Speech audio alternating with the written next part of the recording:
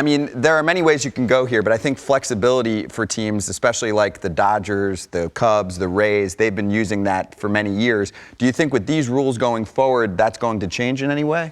I think teams value it always, but it always depends, I think, on the health of your starting lineup. I mean, I look back for comparison's sake, just for fun, I looked at the Big Red Machine. You know, in 1976, they had 8 players in their lineup who played at least 135 games.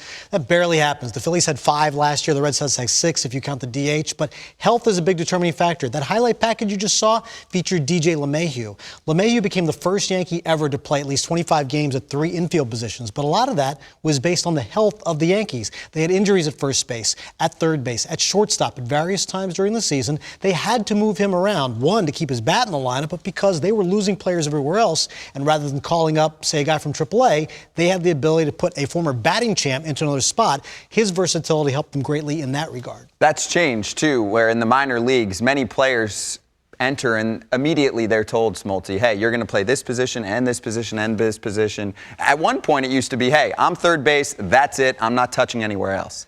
The game values things differently now than it once did. You know, the old clubhouse guy that fit in a nice small salary, there's no position for him now. And the guy who can't play defense, we value things differently. So constructing a team is going to be based on what you value. And the ability to play, like I remember back in the day going and seeing guys, this is this glove for this and that glove for that. That was his way to make the ball club. That was his only way to make the ball club if he was versatile. And I think we've taken that athleticism and we've preconditioned what a right fielder should look like, what a center fielder, first base. Like we've seen the game change in that area that I think we're seeing kind of a small comeback to, hey, if that guy can play and actually pitch, or we're trying to figure out ways to manipulate our roster to give us the most weapons available, because the speed guy's not there anymore. The guy on the bench that could steal a base, only a couple teams do that. So there is ways to, with this extra spot, to think a little bit differently so that you can have some creativity on your club. What happens with the extra spot from a front office perspective? Or what do they do with that? How does it change the complexion of the team? Well, I think a lot depends on the ball club itself. You know, for instance, you're looking at Cleveland right now. There are some outfield issues, so maybe you have the opportunity to do more platooning. At Tampa Bay, you see those guys do, you know, a lot of platooning. There might be a club that says, you know, I want to carry a third catcher.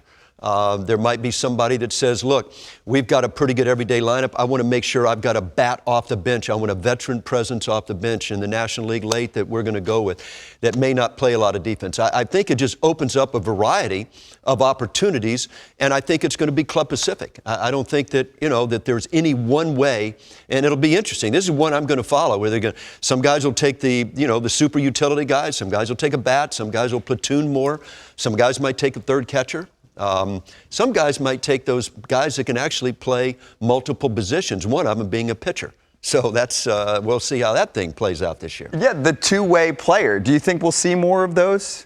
I think those are like unicorns. I think you have to be really great at two things to do it at the major league level. It's not stopping teams from looking, though. Last year, the Yankees tried to experiment with a guy in A-ball and said, listen, decent hitter with power, has a really good arm, let's try it. They failed. They stopped the experiment. He wasn't good enough. He wasn't enjoying it, and he decided to just stick with hitting. But I think teams will look for it as a way to maybe save a spot down the road. But it's hard enough to hit and pitch the big league level. I can't imagine you'll find too many of those. But where it gets tricky is, let's say they've made the decision to limit how many pitchers are on the roster. If you've got a two-way player that could play enough positions, what's to say he isn't denoted an outfielder that can pitch, which would actually give you an extra pitcher? Because if he's just strictly a pitcher, that caps, right? But if he's an outfielder, that's the tricky part. What is he identified as? Is he a position player first, which allows you to use him as an extra, now in theory, 14th pitcher? That's where it'll get a little interesting if teams have that capacity. Like the case of Michael Lorenzen on the Cincinnati Reds, right? He logged a decent amount of time last year, at least, for the Reds in the outfield, in addition to what he does on the mound. So we'll see. We'll see how the rules look and how spring training looks with some of that experimenting with the extra man on the roster.